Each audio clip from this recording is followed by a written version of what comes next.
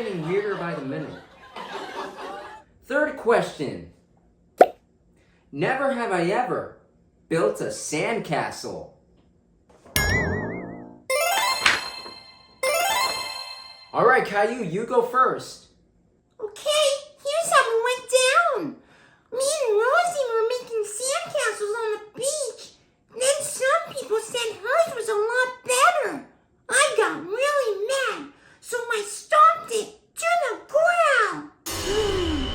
Next thing you know, Rosie starts crying and tells on me.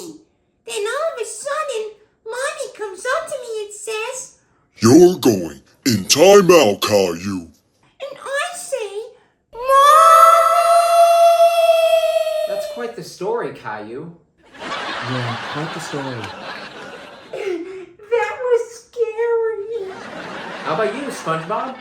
Well, since you asked so kindly, me and Patrick built a life-size sandcastle for all of Bikini Bottom to live in. And that's not even the best part. We built a Krusty Krab inside! That's pretty epic. Yeah, it sure was. Until Plankton decided to tear it down because he wasn't receiving any customers and got very, very jealous. Wow. Fourth question.